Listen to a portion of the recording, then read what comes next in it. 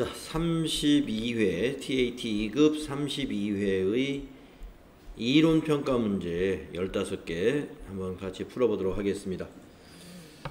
1번 문제 보시면 다음 대화에서 가완화에 해당하는 내용으로 옳은 것은 어떤 대화를 하고 있는지 볼까요? 회계정보의 질적 특성 중 목적 적합성은 예측가치, 피드백가치를 가져야 하고 또 하나 무엇이 있어야 합니다. 그럼 질적 특성인 신뢰성의 구성 요소는 어떻게 될까요? 자, 여러분 목적 적합성 외울 때 예, 피, 적이라고 외웠죠? 그래서 적시성. 목적 적합성의 하위 질적 특성은 예측가치, 피드백가치, 적시성. 이게 세 가지가 하위 질적 특성이죠. 그래서 여기에는 적시성이 들어가야 되겠고, 그래서 신뢰성의 구성 요소는 어떻게 될까요? 그러니까 이분이 신뢰성의 구성 요소는 검증 가능성이다. 중립성, 검증 가능성. 요 앞에 들어가는 것은 표현의 충실성이죠. 그래서 우리가 표, 검, 중 이렇게 외웠잖아요. 표현의 충실성. 따라서 신뢰성에 해당되는 하위 질적 특성의 표, 검, 중 중에 표현의 충실성이 괄호에 들어가야 되겠다. 2번이 답이었습니다. 이거는 FAT 1급에서도 충분히 나올 수 있는 정도의 문제죠. 다음에 2번 문제. 다음은 주식회사 한공의 12월 중 상품 매매 자료입니다. 재고자산의 평가 방법을 선입선출법을 적용한 경우 매출 원가와 매출 총이익은 얼마입니까? 자, 매출 총이익을 구하려면 매출액을 알아야 되고, 그 매출액에서 우리가 구한 매출 원가를 빼주면 되죠. 그럼 매출액은 여기 나와 있네. 상품 매출 요 한 줄밖에 없죠. 150개 곱하기 4,000원 곱하기를 한번 해볼까요? 계산기를 잡고 150개 곱하기 4,000원 했더니 60만원이 매출액이라는 얘기입니다. 그러면 이제 거기에서 매출원가를 구해서 빼줘야 되죠. 자, 매출원가는 요 150개의 원가를 구하는 거죠. 이 150개의 원가는 선입선출법을 적용하라 했으니까 먼저 기초 100개가 원가가 되고, 거기에다가 12월 5일 거는 50개가 원가가 되겠습니다. 그러면 100개면 곱하기 1,000원 하면 10만원이고, 50개 곱하기 1,200원 하면은 6만원이고, 이 두 개가 바로 원가가 되는 것이죠. 그래서 매출원가는 16만원.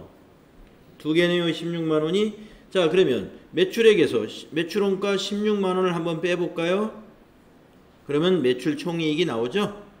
그러면 44만원이 총이익이 된다. 매출 총이익. 이게 매출 총이익이 됩니다. 그러면 44만원이 여기 있죠? 답은 2번이었다는 것이죠. 그래서 이런 그 상품 수불장을 또는 제품 수불장을 보여주면서 선입선출법이다 또는 후입선출법이다 아니면 총평균법이다 이렇게 해서 재고자산 평가 방법을 정해주고 이런 매출원가를 구하라 또는 재고자산을 구하라 또는 지금처럼 매출 총이익을 구하라 이런 식의 문제 나올 수 있죠. 이것도 이보다 낮은 급수 FAT 1급에서도 나올 수 있는 그런 형태의 문제고.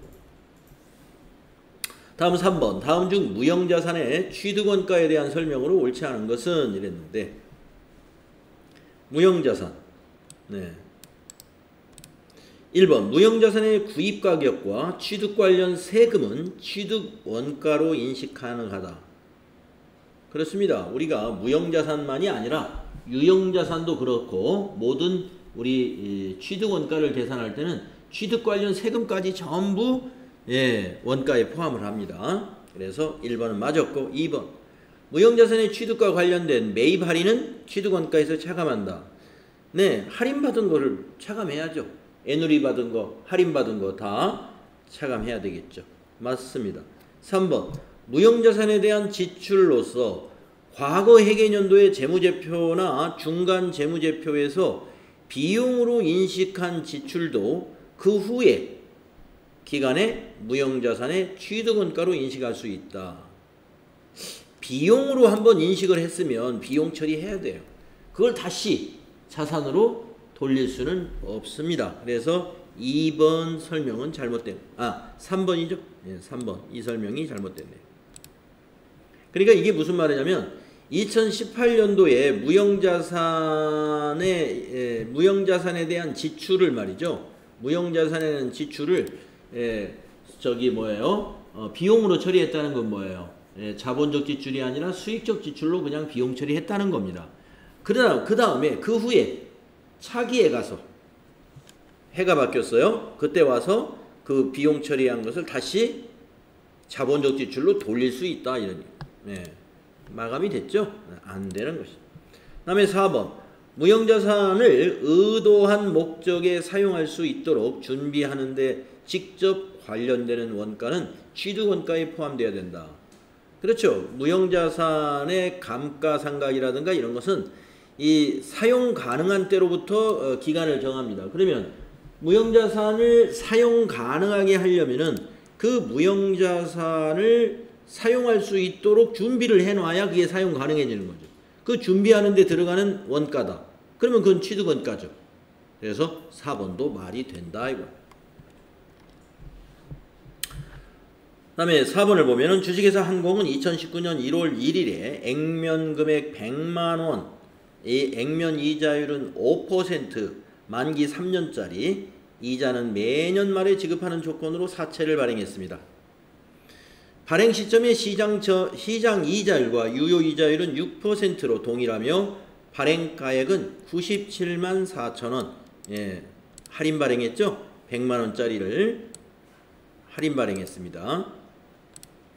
2019년 말 손익계산서상 사채 관련 이자 비용은 얼마냐?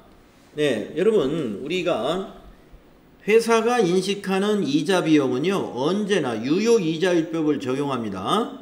6%를 적용해요. 어느 금액에다가? 액면 금액이 아닌 기초 장부가액에다가. 우리 장부가액이라는 건 뭐예요? 발행 금액이 최초의 장부가액입니다. 네, 발행 금액이. 그래서 장부가액이라는 금액에다 97만 4천원에서 6%를 곱하면 그게 2019년 말 손익계산서상의 이자 비용이다. 그러면 97만 4천원 곱하기 6% 해보시면은 58,440원. 답은 3번에 있어요. 자, 그런데 이 문제는 이 답을 찾는 데는 뭐 그런 식으로 딱 알아서 찾으면 됩니다. 그런데 그럼 이걸 가지고 좀 공부를 좀 하고 가야 될 것 같아요. 자, 사채에 관한 문제 우리가 앞에서 이론 공부할 때 공부한 적이 있잖아요. 이거 복습을 한번 해보죠. 사채 문제 뭐처럼 나왔으니까. 자본과 사채에 관한 문제 TAT 2급에서 이론으로 많이 나옵니다. 자, 그러면 이걸 뭘 공부하냐면 발행시 분계를 한번 해보죠. 발행시 분계. 발행시 회계 처리는 어떻게 될까?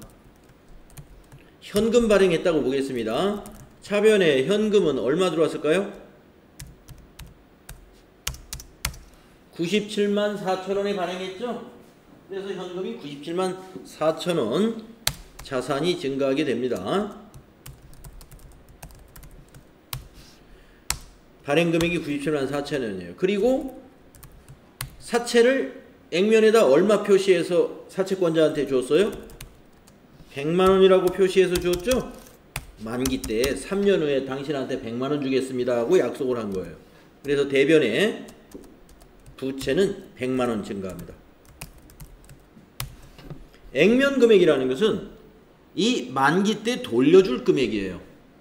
이 사채를 소유하고 있는 사람한테 100만원 주겠다. 3년의 만기 후에 만기날 그걸 약속한 거니까 부채가 100만원 비유동 부채가 증가하죠. 이 차익이 뭐냐 이게 차변에 이걸 우리가 사채를 할인 발행했기 때문에 사채 할인 발행 차금이라고 표시하죠.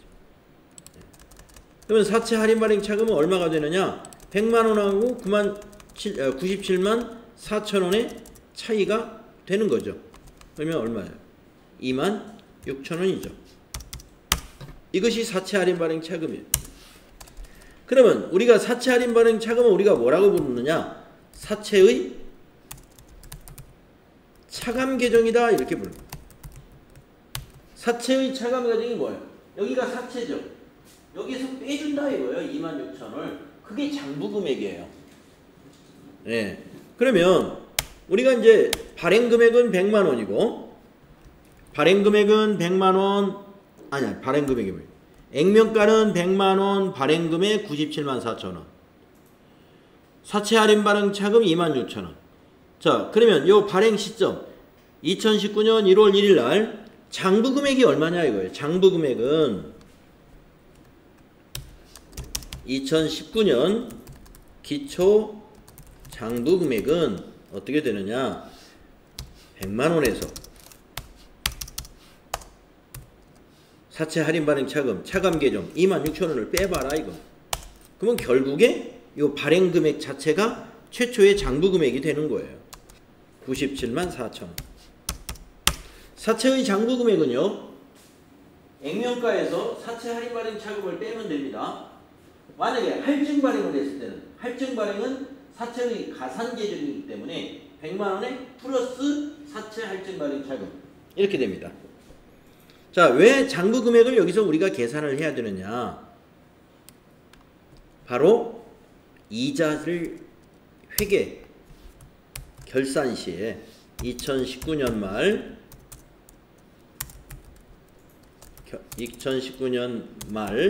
결산 시 이자 비용 회계 처리 때문에 그래요. 우리가 결산할 때 이자 비용을 인식해야 되잖아요. 그리고 여기서 뭐라면 당연히 인식해야죠. 왜? 매년 여기 보면은 이자 지급은 말이죠. 이자는 매년 말에 지급하는 조건이에요. 그럼 말일날 이자 지급할 때 어떻게 회계 처리하느냐 이거예요. 예. 그래서 이날 회계 처리할 때 12월 31일 날 회계 처리를 어떻게 하는 거냐면 이렇게 해야 돼요. 차변의 이자 비용을 인식하는데 이 이자 비용이 무슨 법? 유효이자율법이다. 이자 비용은 유효이자율을 적용해요. 6%. 이걸 어디에다가? 장부 금액에다가. 아시겠죠? 그래서 97만 아까 4,000원에다가 아까 답이 됐던 게 97만 4,000원 곱하기 6%를 했던 겁니다. 그래서 분계를 하면 58,440원이 차변에 오는 거예요. 58,440원. 이자 비용. 그러면 대변이 어떻게 되느냐? 자, 이자를 보통예금으로 이체해서 주었다거나 아니면 현금으로 지급했거나. 보통예금으로 이체해서 줬겠죠? 자, 100만원짜리 사채권을 가지고 있는 사람한테 얼마를 줘야 되느냐? 약속한 대로 여기 액면 이자율을 주는 겁니다. 액면에 표시된 금액에다가 액면 이자율을 곱하기 해서 매년 지급하는 거예요. 액면에 표시된 걸 약속한 거예요. 그러면 100만원에 5%면 얼마예요? 100만원 곱하기 5%를 3번 지급할 거예요. 5만원이죠? 그래서 보통예금에서 이체해서 주는 거는 5만원을 송금해 주는 거예요. 우리 회사는. 그러면 이 차이가 발생하죠? 이게 바로 상각이에요. 무슨? 사채 할인 발행 차금. 네.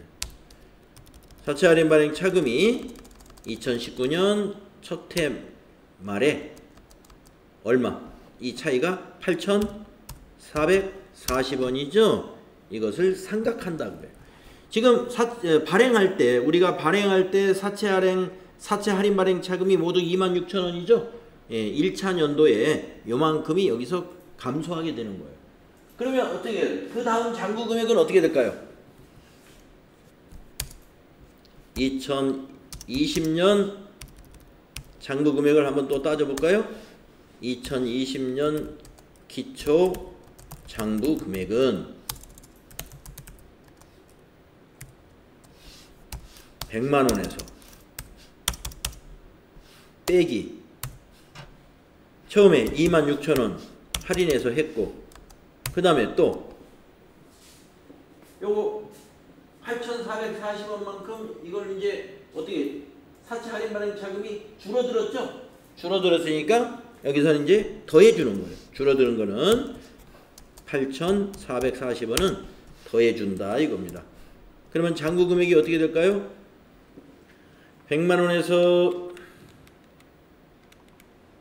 26,000원 뺐다가 일단 다시 8,440원은 더한다. 왜 8,440원을 더하는지 아시겠죠? 사채 할인 발행 차금 26,000원을 감소시켰잖아요. 그래서 8,440원을 더해주면은 98만 2,440원이 되는 거예요. 자, 어떻게 됩니까? 장부 금액이 1년 전에 이랬는데 1년 지나고 나니까 증가했죠? 요 할인한 것만큼 8,440원만큼 장부 금액이 점점 커집니다. 예. 커지기 때문에 이자 비용이 커져요. 이자 비용이 회사가 그러면서 이 장부 금액이 나중에 3년 차이는 얼마가 되냐면 100만 원이 돼요. 100만 원. 장부 금액이 사채 액면가하고 나중에 만기 때 똔똔이가 되는 거예요. 딱 일치해져. 그래서 만기 때 저 사채 100만 원을 갚아버리면 사채가 제로가 되는 거예요. 이렇게 해서 3년 차까지 계속 우리가 회계 처리를 할 수 있습니다. 예. 자, 그래서 만약에 2년 차까지만 일단 해본다면은 아예 3년 차까지 쭉 해볼까요? 제로가 나오는지 네, 한번 해봅시다. 금방 할 수 있어요. 이자 비용은 2년 차의 이자 비용은 98만 2,440원 곱하기 유효 이자율 6% 했더니 58,946원 58,946원 나왔어요.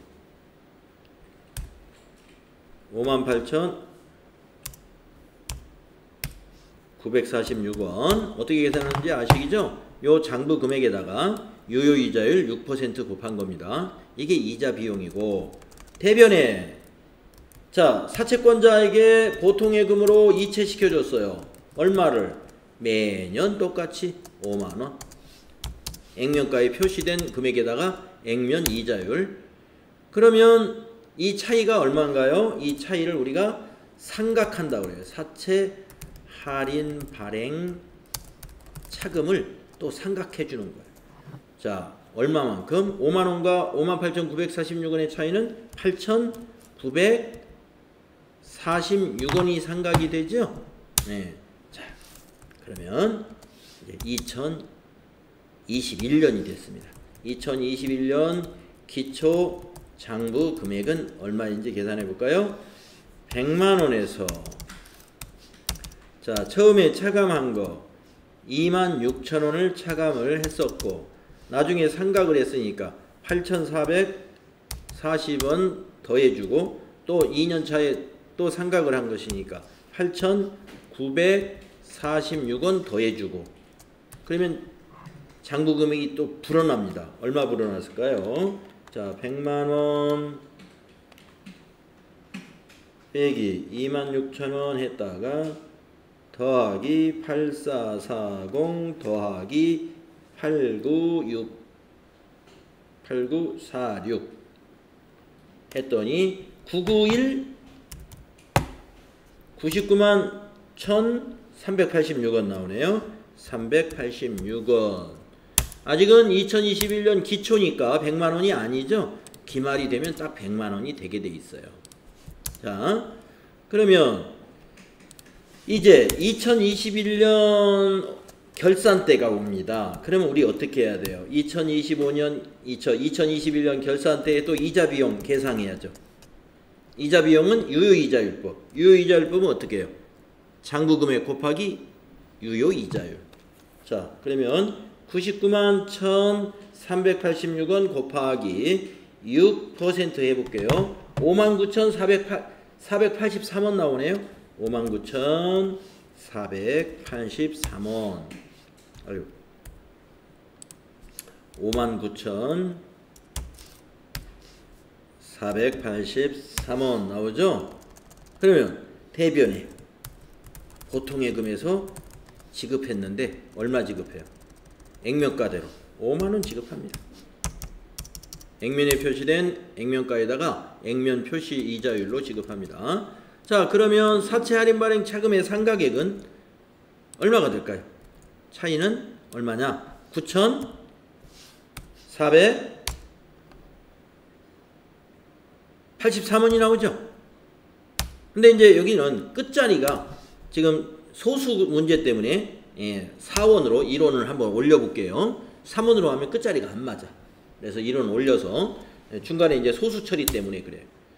자, 그러면은 이제 이 결산 요 상각이 끝난 다음에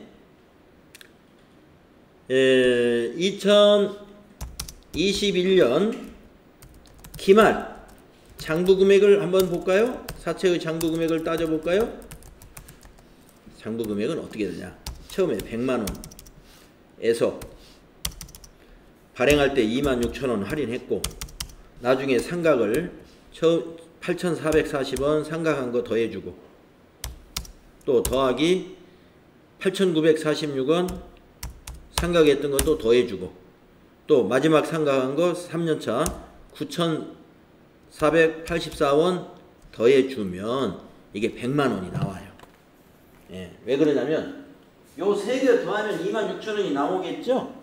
예, 자 8440 더하기 8946 더하기 9484는 했더니 26,000. 응? 왜 870원이 나오지? 9483 8946 8440 계산에 어디에 착오가 있었나요?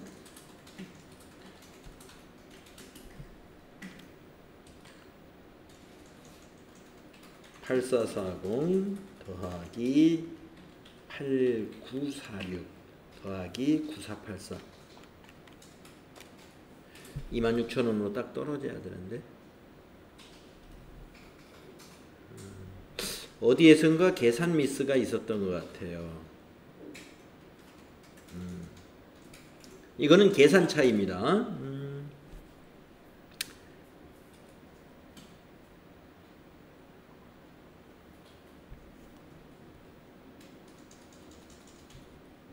첫 해에 잔고 금액이 974,000원. 그러면 이것이 결국에 974,000원이니까 974,000원에다가 8,440원을 더하면 974,000원에다가 더하기 8,440원 하면은 982,440 982,440 나오고 982,440 곱하기 6% 하면은 982,440 곱하기 6% 하게 되면 58,946원 58,946원 나오고 거기에 요만큼이 사채 할인 발행 차금. 자, 요거는 우리가 지금 논리적으로 이게 100만원이 나오는 거예요. 그렇다면은 처음에 지금 이 문제를 출제할 때 여기까지는 생각을 안 하고 요 발행금액 974,000원이 여기 액면 유자율 5%와 시장 이자율 6% 요 차이가 1%죠. 1% 차이에 의한 현재 가치로의 평가를 이거는 정확히 안 한 겁니다. 예. 현재 가치로 평가를 제대로 했다면 이 계산이 딱 결국에 뒤에 가서 맞아요. 이렇게 100만원이 나오게 돼 있고 그래서 결국에 나중에 분계를 이제 원금을 상환할 때 차변의 사채 이제 사채 잔고 금액이 100만원이니까 100만원 이제 사채 부채 감소 시키고 대변에 마지막으로 보통예금 100만원을 사채권자에게 이체시켜주면 사채 정리가 끝나는 겁니다. 지금 여기 끝자리 계산이 안 맞는 게 맞는 것 같아요. 우리가 계산한 게 틀린 것 같지는 않고요. 그 차이는 결국에 뭐가 잘못된 것이냐? 네, 그러니까 이 문제를 이제 여기까지 질문한 문제가 아니니까 첫 번째 해에 이자 비용이 얼마냐? 이것만을 물어보려고 문제를 냈기 때문에 이 발행가액을 경밀하게 계산을 안 한 거다. 발행가액을 현재 가치로 제대로 계산을 하는 방법은 우리가 여기 시장 이자율과 액면 이자율의 차이에 대해서 이 현재 가치의 금액을 제대로 계산을 정확히 해서 출제를 했다면 이게 딱 맞는 거고, 이 금액이 지금 조금 차이가 있는 거예요. 그래서 지금 밑에 안 맞아 들어간 겁니다. 그래서 원리적으로는 이렇게 이게 제대로 계산된 발행 금액이라면 맞는 거다 하는 거 여러분 알아주시고요. 우리 교재에서 사채 우리 발행할 다음에 이자 지급하면서 3년간 이게 삼각해가는 문제 딱 한 번 해봤었어요. 그래서 다시 한번 해드린 겁니다. 원리는 이렇게 된다. 그래서 여기서는 이자 비용은 어떻게 계산한다? 장부 금액을 계산하세요. 장부 금액을 알아가지고 거기다가 유효 이자율, 즉 시장 이자율을 곱하면 차변에 나타나는 이자 비용이다. 요거 꼭 알아두십시오. 다음 5번. 주식회사 한공은 2년 전 매입한 상장 주식을 당기 중 58만원에 처분하였다. 전기말 장부 금액은 45만원이며 매도 가능 평가 손실 15만원이 있다. 처분 시점에 손익으로 계상되는 처분 손익은 어떻게 되느냐? 여러분, 처분 손익이라 하는 것은요, 매도 가능 증권은 최초 취득 금액에다가 취득 금액을 뭐에서? 처분 금액에서 빼주면 돼요. 자, 처분 금액이 얼마입니까? 네. 처분 58만원이죠. 자, 58만원에 처분을 했대요. 그러면 최초에 얼마에 샀는지 한번 알아볼까요? 전기말 장부 금액은 45만원인데 매도 가능 증권 평가 손실이 15만원 있었대. 그럼 얼마에 샀다는 거예요? 60만원에 샀다는 거죠? 60만원에 샀다는 거예요. 왜 알 수 있어요? 전기말 장부 금액이 45만원인데 전기 말에 시가로 평가를 했어요. 근데 15만원의 평가 손실이 있대요. 그러면 60만원에 샀기 때문에 15만원 평가 손실이 온 거죠. 그래서 처분 금액은 58만원, 처음에 취득한 금액은 60만원. 그럼 얼마 손해봤어요? 1번 매도 가능 증권 처분 손실 2만원이 답인 거예요. 여러분, 매도 가능 증권은요, 항상 처분 손익을 물어보면 처분 금액을 일단 알고, 처분 금액은 문제에 나올 거고, 처분 금액에서 최초 취득 금액을 빼주면 나오는 겁니다. 네. 자, 답을 맞추는 방법은 이렇게 간단히 맞추면 돼요. 답만 찾을 때는. 네. 그런데 이거를 좀 분개로 이걸 제대로 알려면은 이렇게 설명할 수 있어야 돼요. 왜 그런 거냐? 그걸 좀 설명할 수 없느냐? 설명할 수 있어야죠. 그게 바로 분개로 이 얘기하는 겁니다. 자, 취득시. 자, 취득시 분개는 이건 어떻게 된 거예요? 아까 60만원에 샀다고 그랬죠? 차변에 매도 가능 증권 60만원. 이거였고, 대변에 현금으로 샀다고 하죠. 60만원. 이렇게 회계 처리가 되는 겁니다. 자, 그래가지고 전기에 평가를 했다는 거 아닙니까? 그래서 평가 손실 15만원 났다는 거죠. 그러면 평가, 전기에 평가를 했는데 가격이 하락했대요. 그래서 매도 가능 증권 평가 손실 15만원. 이것이 비용이 아니라는 것을 우리가 알아야 돼. 비용이면 전기에 평가할 때 이것이 비용으로 들어가고 차기에 영향을 안 주지만 이것은 뭐예요? 자본이잖아요. 자본. 자본이기 때문에 이 자본은 차기에 영향을 주는 거예요. 그래서 자본의 기타 포괄손익 누계액이 되기 때문에 이것이 차기에 영향을 줍니다. 대변에는 뭐예요? 매도 가능 증권 자산 감소죠. 15만원. 그래서 장부 금액이 15만원이 빠져서 45만원이 돼 있던 거예요. 처음에 자산이 60만원이었다가 자산 감소 15만원 평가 때 일어나니까 그래서 이 문제에서 여기 45만원이 장부 금액이다 이렇게 말한 겁니다. 그런데 이것을 올해 58만원에 처분했다는 거 아닙니까? 예. 그래서 처분을 했다 이거야. 처분할 때 회계 처리 한번 볼까요? 차변에 현금으로 받았다고 하죠. 58만원을 받았대요. 58만원. 그러면 대변에 뭘 처분한 거예요? 매도가능증권 처분한 거죠? 매도가능증권. 장부 금액이 얼마로 돼 있어요? 45만원짜리죠? 45만원. 그러면 바로 13만원 이익 아니냐? 아닙니다. 처분이익이 13만원이 아니라 이 매도가능증권으로 인해서 지금 매도가능증권 평가손실이 자본감소로 지금 자본계정에 이게 남아있단 말이에요. 그런데 이 주식을 처분했잖아요. 그러면 남아있는 것도 없애줘야죠. 차변에 있는 걸 없애려면 어디로 가야 돼요? 대변에 가야 되죠. 그래서 매도가능증권 평가손실이 대변에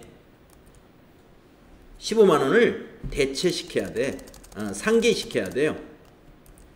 이 매도가능증권을 처분할 때 이 자본은 이쪽에 와서 상계 처리, 반대쪽에 와서 상계 처리된다. 예. 그러면 대변이 얼마가 됐어요? 60만원이 됐죠? 60만원이 됐죠. 그러면 2만원이 차변이 어떻게 해요? 부족하죠? 이게 바로 매도가능 증권 처분으로 인한 손실은 결국에 2만원만 된다는 겁니다.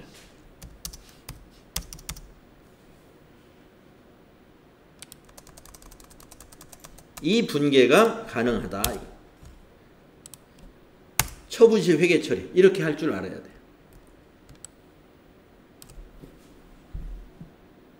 그래서 이 답이 매도가능증권 처분 손실 2만원이 답이 되는 겁니다. 네. 자, 5번 문제 취득 그리고 평가 때 그 다음에 처분할 때 회계 처리가 이렇게 되기 때문이다 하는 것도 이해해 주셔야 되고요. 이 답을 맞출 때는 이렇게 복잡하게 분계 굳이 안 해도 돼요. 아까 말씀드린 대로 답 맞추는 방법은 처분금액 빼기 취득금액 이렇게 해서 계산을 해라. 매도가능증권 나오면. 다음에 6번 보겠습니다. 다음 자료에 의하여 주식회사 한공이 2019년 1월 1일부터 건물의 처분 시점까지 인식할 감가상각비는 얼마인가 그랬습니다. 감가상각을 몇 년 했는지 그걸 다 더하는 감가상각 누계액을 구하라는 거 아니겠어요? 감가상각 누계액 맞죠? 건물 처분 시까지 인식할 감가상각비. 그러니까 감가상각 누계액 구하라는 거겠죠. 자, 한공이 보유하고 있는 본사 건물의 2018년 말 장부 금액은 200인데 장부 금액이라는 것은 취득금액에서 감가상각 누계액 뺀 거죠. 그런데 2019년 8월 1일 몇 개월 지났어요? 8개월 지났네.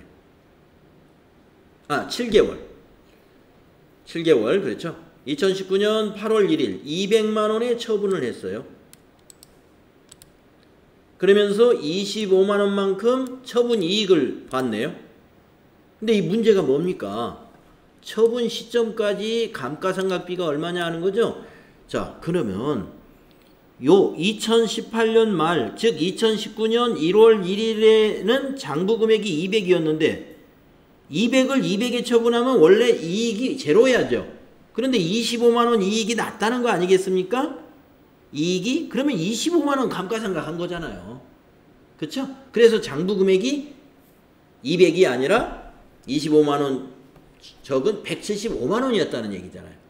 175만 원인 것을 200에 처분해 가지고 25만 원만큼 이익을 본 거죠. 네.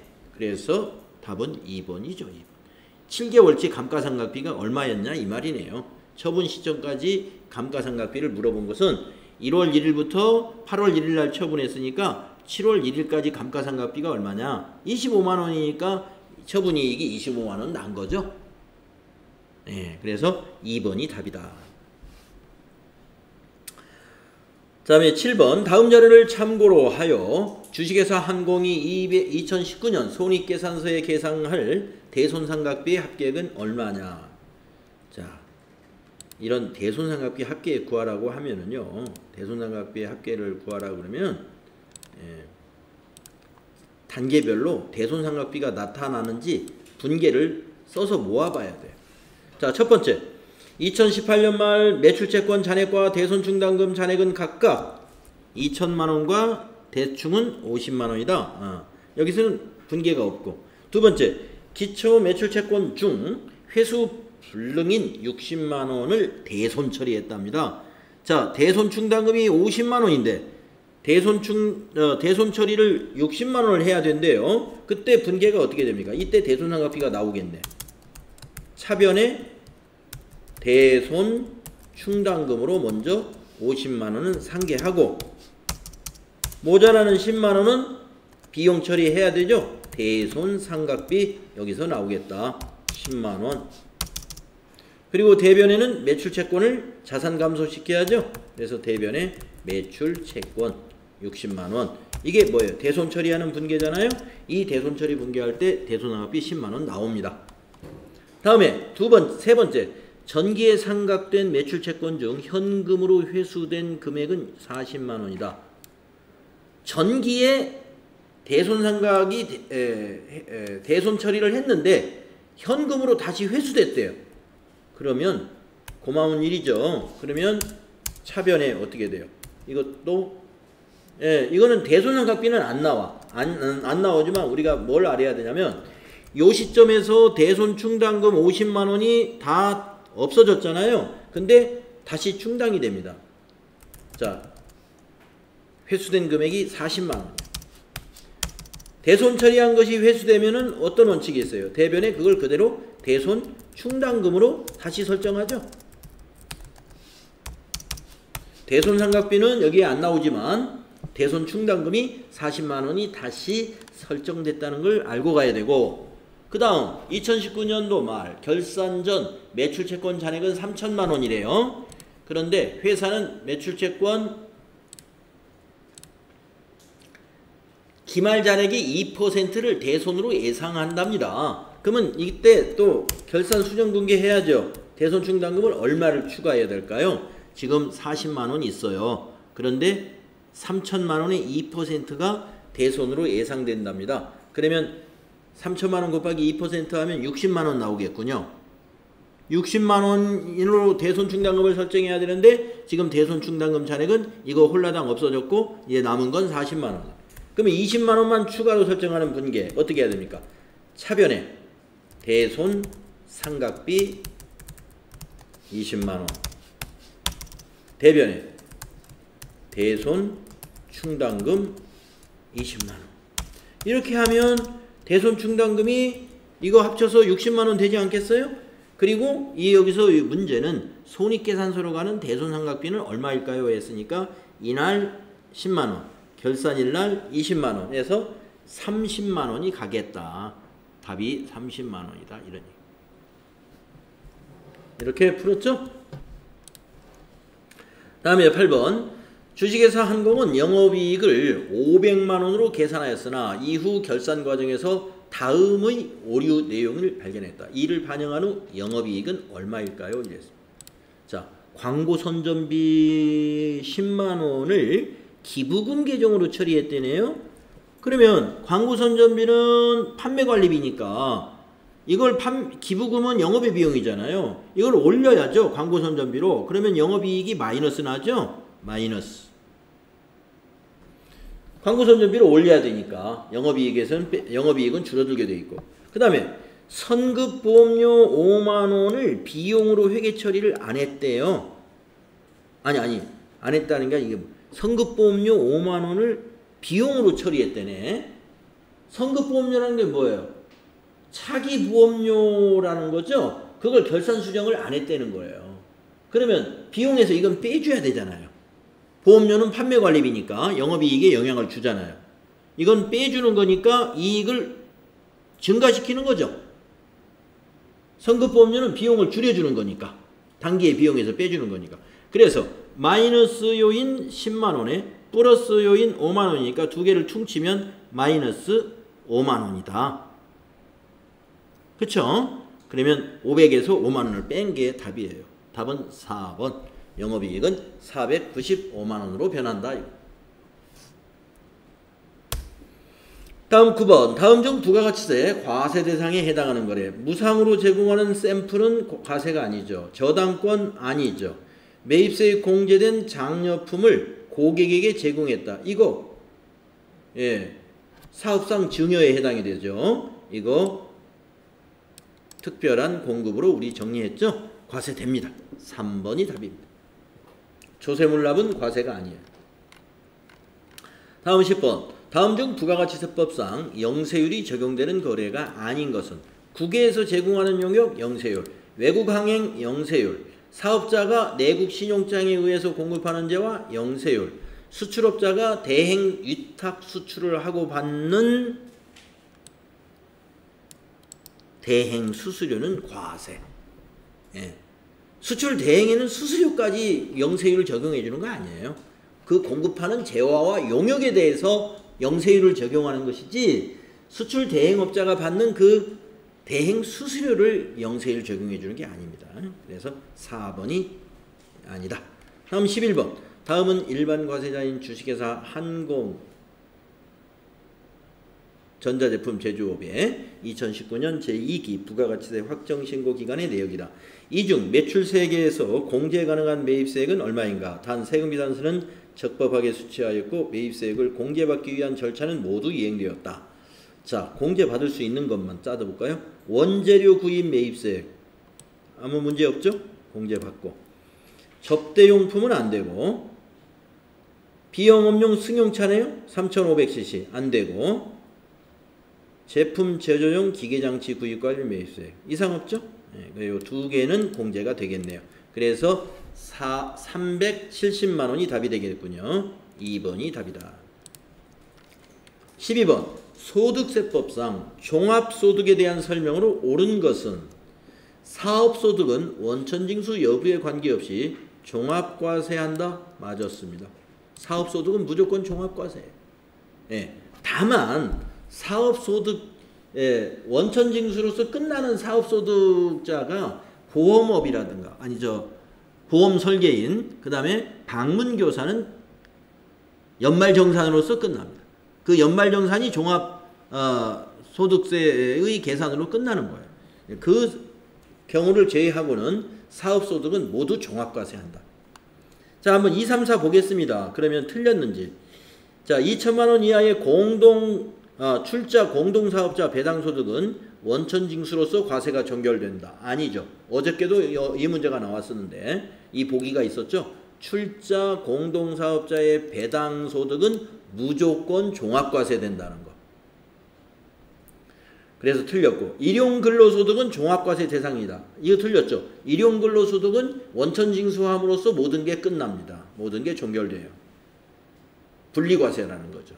그 다음에 4번 기타 소득 중 복권 당첨 소득은 종합과세다. 아니죠. 복권도 기타 소득이긴 하지만 분리과세죠. 원천징수하고 끝나요. 3억 원까지는 20% 세금 내고 3억 원을 초과한 거는 30% 세금을 내고 끝나죠.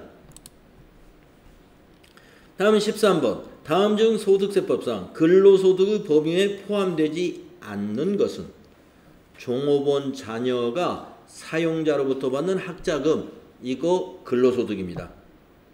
과세돼요. 학자금. 그 다음에 법인세법에 따라 상여로 처분받는 것도 상여금이니까 근로소득입니다. 종업원의 주택구입 임차에 소요되는 자금을 저리 또는 무상으로 대여받음으로써 얻는 이익도 근로소득으로 봅니다. 과세가 돼요. 그 다음에 4번 사업자가 그 종업원에게 지급한 경조금 중 사회통념상 타당하다고 인정되는 범위 내의 금액, 이거는 회사 경비로 처리해 주죠. 회사의 경조사비로 복리후생비로 처리하지 이거를 근로자의 소득으로 보지 않습니다. 따라서 4번 경조사비는 근로자의 소득이 아니다. 다음 14번. 다음은 주식회사 한공에 근무하는 거주자 김한공 씨의 부양가족 현황이다. 2019년 연말정산 시 김한공 씨가 적용받을 수 있는 기본공제와 추가공제의 합계는 얼마일까? 자, 기본공제 대상자가 몇 명인지를 일단 보겠습니다. 본인 한 명 있죠? 부양가족의 배우자, 소득 없는 40세 배우자 2명이죠. 이제 아들 소득 없고요. 장애인입니다. 그러면 추가공제 있으면서 본인 기본공제도 되고, 부친 75세, 사업소득 금액이라고 그랬죠. 사업소득 금액은 필요경비 뺀 거예요. 그래서 100만 원이 넘습니다. 그러면 소득이 있기 때문에 부친은 기본공제 대상자가 아닙니다. 그래서 제외고, 모친은 소득이 없으므로 기본공제 대상자이면서 또 73세면 경로우대공제까지 추가공제가 되죠. 자, 그러면 인원수를 먼저 세요. 1명, 2명, 3명, 4명. 4명 곱하기 150만원 일단 합니다. 이게 기본공제 대상자의 인적공제예요. 그러면 이게 600만원이죠. 4, 5, 24, 1은 4. 자, 거기다가 장애인 공제가 200만원. 경로우대공제는 100만원이죠. 예. 그러면 이렇게 해서 600에다가 장애인 추가공제 200, 경로우대공제 100만원 하면 300이니까 2번이 답이 되겠군요. 다음에 15번. 다음 중 소득세법상 이자 소득에 해당하지 않는 것은 이랬습니다. 이자 소득이 아닌 거, 손해배상금에 대한 법정이자, 네, 요거는 이자 소득 비과세예요. 비과세. 예. 우리가 어떤 배상금 받는 거 있죠? 예. 예, 배상금을 받는데 법정이자를 쳐줘요. 예, 법정이자 주는 거. 이건 이자소득의 비과세에 해당이 됩니다. 자, 국내에서 지급받는 은행 예금은 이자소득이죠. 내국법인이 발행한 채권 또는 증권의 이자도 이자소득. 비영업대금의 이익, 이것도 이자소득 맞습니다. 1번은 비과세. 이자소득의 소득세법상 이자소득이 아니다. 자, 그러면은 이렇게 해서 우리가 이론 문제 풀어봤는데, 뭐 32회 이론에서 좀 까다로운 게 한두 개 있었던 것 같습니다.